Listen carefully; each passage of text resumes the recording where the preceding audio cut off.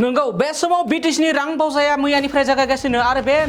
दिनै नैथि सानाव बिटिसिनि रां बावजाया आगान होबाय आरो दिनैनि बे नैथि सानाव बड'लेण्ड बुब्लिनि खौराङा गोहोम गोग्लैदों। नोंगौ नोंथांमोना नुना मोनखाबायदि थांनाय 3 एप्रिलाव जोंनि बड'लेण्ड बुब्लि खौराङा मोनसे खौरां फोसावदोंमोन आरो बे खौराङानो जाहैबाय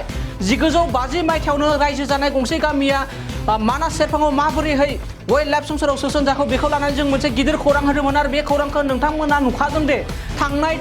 3 एप्रिलाव जोंनि बड'लेण्ड बुब्लि खौरांनि गेजेरजों गोबाव समनिफ्रायनो सावरायजाबाय थानाय 1950 मायथाइनिफ्रायनो संसार जाबोनाय चिरां जिल्लानि रानिजरा गामियावहा जोंनि बड'लेण्ड बुब्लि खौरांनि गाहाय सुजुगिरि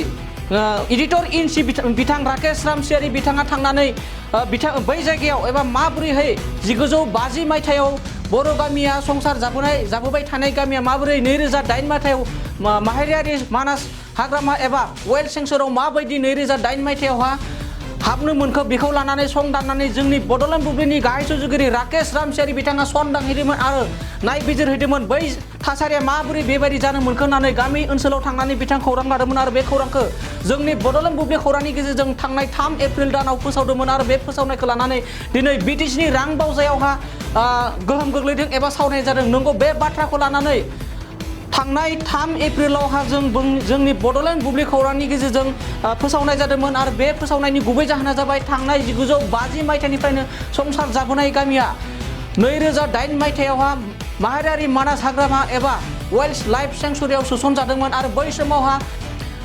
जोंनि बिटिसिआव 2008 मायथाइयावहा बिपिएफनि सरकार आमोल दंमोन आरो बै बिपिएफ सरकार आमोलावहा बे हाबाफारिखौ मावनाय जादोंमोन होननानै गोबां ओनसोलनि एबा रानिजरा गामिनि ओनसोलफ्राव अजद दैखांदोंमोन मेगनाव मोदै गनानै जोंनि बड'लेण्ड बुब्लि खौरांनि गेजेरजों बिथांमोना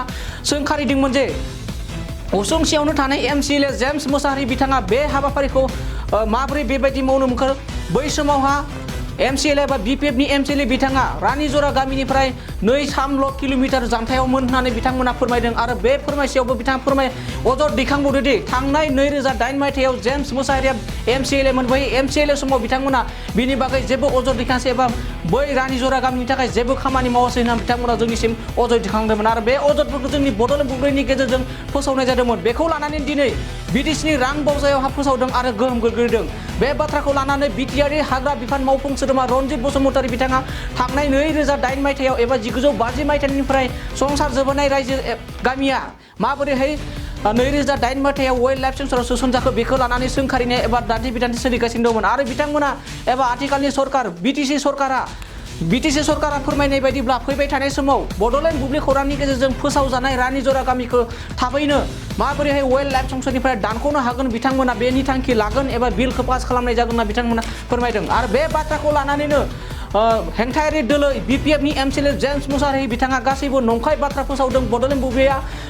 बुब्लि खौराङा नंखाय बाथ्रा फोसावदों होनना फोरमायदों। नाथाय जों फोरमायनो सानदों दि बड'लेण्ड बुब्लि खौरांनिफ्राय आं नोंथांखौ फोरमायनो सानदों दि जोंनि बड'लेण्ड बुब्लि खौरांनि गेजेराव रोखा फोरमान दंदि चिरां जिल्लानि रानिजरा गामिया 1950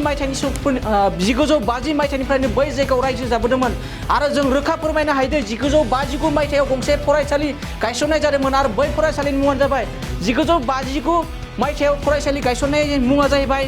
700 नं रानिजरा गुदि फरायसालि। बे फरायसालिखौ एबा गुदि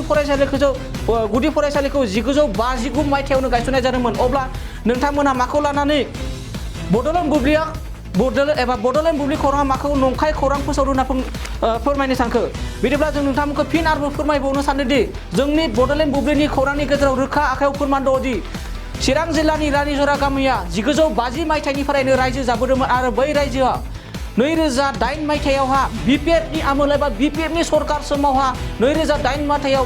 माहारियारि मानास हाग्रामा एबा वाइल्ड लाइफ सेंसुरियाव सोसननाय जादोंमोन आरो बे सोसननायखौ नुनाय समावबो जेम्स बसुमतारी एबा एमसिएलए जेम्स बसुमतारीया जेबो मदद होआसै एबा बिनि थाखाय जेबो राहा लानाय जायासै होननानै बै रानिजरानि दुखु दाहाजों सैनांनाय मेगनाव मोदै लानानै संसार जाबोनाय रायजो राजाफोरा जोंनि बड'लेण्ड बुब्लि खौरांनि गेजेरजों रोखा फोरमायनाय दं आरो रोखा सावगारि दं। थांनाय 1950 मायथाइनिफ्राय जे बिथांमोना एबा चिरां जिल्लानि रानिजरा गामिया संसार जाबोदों बे फोरमान बिलाइया जोंनियाव रोखा दङ। जों जेम्स बसुमतारी एबा बिपिएफनि एमसिएलए जेम्स बसुमतारी बिथांखौ फोरमायनो सानदों दि जोंनि आखायाव थांनाय 1950 मायथाइनिफ्राय बै गामियाव रायजो जाबोनाय बाथ्राया गासिबो फोरमान दङना जों फोरमायनो होयो आरो बै समाव 1959 मायथाइयावनो गंसे गुदि फरायसालि गायसननाय जादोंमोन आरो बे गुदि फरायसालियानो जाहैबाय 1950 मायथाइयाव गायसनजानाय एलपि स्कुल 70 नं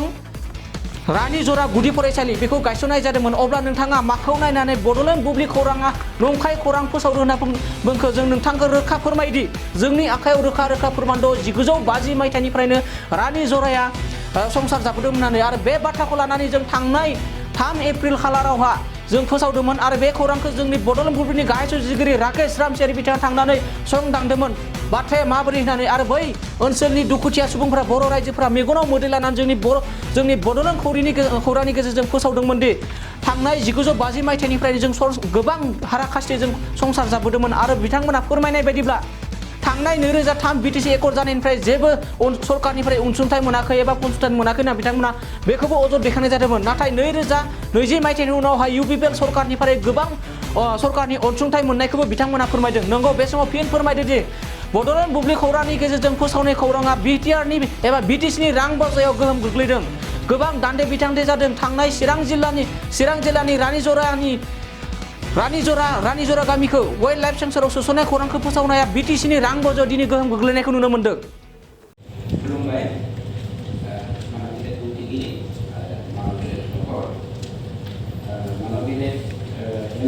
जेम्स बसुमतारी बिथांनि जा सोंथि बेखौ थोंजोङै फिननाय जाबाय अब्लाबो साप्लिमेन्टारि सोंथिनि सायावहाय आं मोनसे डकुमेन्ट श' खालामनो नागिरदों जुदि बुंगिरि बिथाङा गनायोब्ला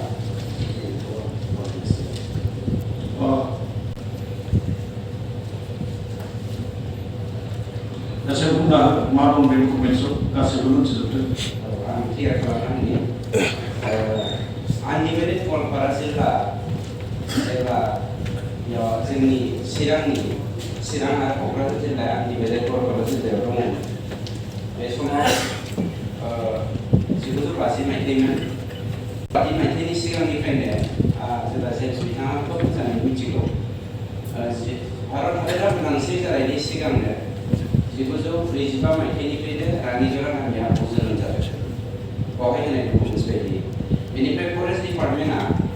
बे गामिखौ 1950 मायथाइनि 21/1/1950 आवहाय बिथांमोननो थानो थाखाय पर्तुगाल डिभिजन होनो। बे समाव आनडिभाइडेड गवालपारा जिल्लायावहाय चिरां डिभिजन नङामोन, पर्तुगाल डिभिजन खिन्थु ब्लकआ चिरां ब्लकमोन। थिग बेफोरबायदिनो आं जेम्स बिथांखौ खावलायदों आं जास्ट एडिसनेल मोनसे सोफानो नागिरदों सेम बुस्थुजों नांजाबनाय जेरै 1962 मायथाइयावनो जोंनि पानबारि मानगोरे डिएम धनन्जय बिथांनि हालाम काहिटमा मंके काहिटमा होननाय बेवहाय 750 न'खर दं। टटेल पपुलेसन 3750। बियो 1964 आवनो मियादि पाट्टा हा। बेनिफ्राय आरो मोनसे दंबावो मानेस्रि होननाय 431 families population 2886 including Ranijora which is mentioned right now 212 household population 965 बे मोनथाम हालामखौ दुखुनांथाव बाथ्राया जादों आं एक्सटेंसननि बाथ्राखौ एसे बुंगोन इनक्रसनि बाथ्राखौ थांनाय 2008 मायथाइयाव जेब्ला सेकेन्ड एडिशन हिसाबै नेशनेल पार्क मानासखौ एक्सटेंसन खालामनाय जायो previously it was 500 square kilometre next एसेम्बलियाव सोंदोंमोन दा बिनि जेबो एक्सनखौ आं नुवाखै। आंनि बुंनाया जास्ट बे बिट अफिसनि सिङाव जिहेतु बे सरकारि प्रपार्टि आरो जों उन्दैनिफ्रायनो नुनाय हिसाबै आङो बेखौ भबिष्यतनि थाखाय बयनिबो थाखाय बे माबा मोनसे उनाव प्रपार्टि नांगौ हिसाबै दा बे हाखौ आङो टिकेट खालामजानो लुबैदों। बे लाइनावनो माखासेखौ एन्सारखौ मोनखाबाय आङो। दा बे जोंनि रायजोफ्रा एसे पलिटिकेलाइज खालामनो नागिरदों दा जाहाथे बेयाव पलिटिकेलाइज जाया जिहेतु आङो जास्ट बे रेन्ज अफिसनि आन्दाराव हुकुम बेन्चनि आन्दाराव बे अफिसनि हाया मोनथाम न'खर एनक्ल'ज जानाय बेखौल'सो जिहेतु आङो सोंथि सोंदों थांनाय खननैयावबो आं सोंदों दाबो बेखौल' सोंखादों हिसाबै जाहाथे बेयाव माबा मोनसे जोंनि गेजेराव भुल बुजाबुजि जाया बेखौ सरकारनि प्रपार्टि हिसाबै सरकारनि जों बयनिबो थाखाय आं बेखौल'सो बुंगोन थाय दा बेवहाय जाहाथे आं नोंनि गेजेरजों बै निउसफ्रा जायफ्रा निउस होदों माखासे बड'लेण्ड बुब्लि सोरबा सोरबा होनाय नुदों आंबो एसे बुंना दा बेखौहाय एसे निउसफोरखौ आङो खावलायदों जाहाथे सायख'नानै बाथ्राफोरखौ बुङो दा बेखिनि दा थाबैनो बेखौहाय माबा मोनसे सरकारा मोनसे सुबेबस्थानि गेजेरजों समाधान खालामगोन आरो बेवहाय आं सोंदों लामा बेसेबां मावदों बेखौ आङो जिथु मोनजोब्बाय वारिजात दङ दा बेवहाय बेसेबां लिगेल दं इलिगेल दं बेखौबो आङो मोनबाय हिसाबै आङो बेखिनियावनो आंनि सोंनायखौ जाहाथे बे बिट अफिसनि न'खरफ्रा जेनाखि भुल बुजिदों बे गामिया बेखौ सरकारा निर्देश हरनानै डिआरअनि गेजेरजों नङाब्ला